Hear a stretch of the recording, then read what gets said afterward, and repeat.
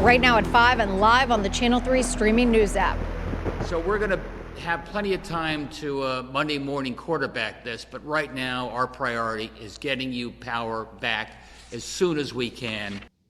Just about 48 hours after Tropical Storm Isaias devastated much of Connecticut, hundreds of thousands of people remain without power, and Eversource is facing the wrath of state leaders. Here's a look at where we stand right now. More than 40% of Eversource customers are in the dark, while just under 22% of United Illuminating customers are without power right now.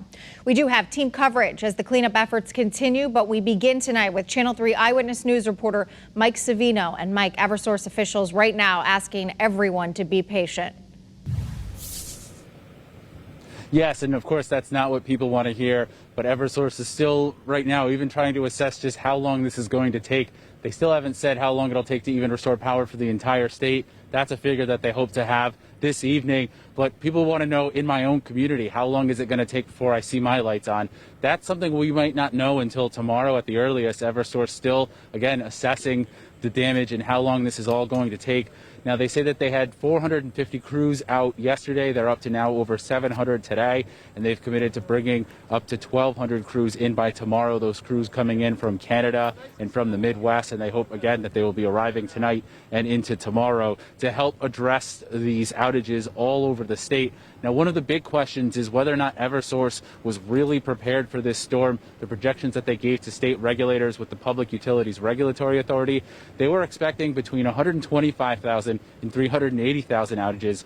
Eversource says today that that was based on a number of factors they were getting, including national weather forecasts and a forecast that they were getting from the University of Connecticut. So they feel that they were prepared for that level of storm. Of course, we saw twice that amount, and that has really left Eversource needing to scramble to bring in resources. Now, one thing we're hearing from towns is that they feel Eversource has been slow to react to their own needs. There was a plan put in place after some major storms a few years ago to try to make sure that some of the town's priorities are being met.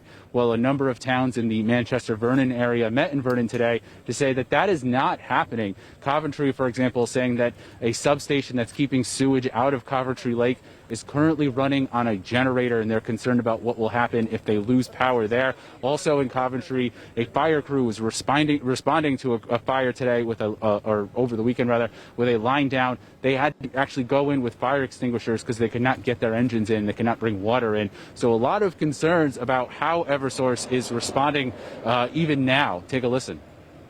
Clearly, we will have the right number of crews to tackle this outage as quickly as possible. We created a priority system that was based on public safety, and they've thrown it out the window.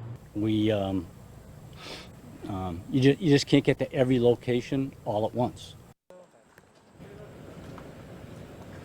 Now, the Public Utilities Regulatory Authority is going to open an investigation into Eversource's planning and response. But lawmakers also want to get into some of this. They say they have their own questions. Eversource was recently approved a $300 million rate hike just for storm preparation that was going to be phased in for years, and of course we're already paying for. They want to know what that money has been going to and why the damage was so much and why it's taking so long to get this power back on.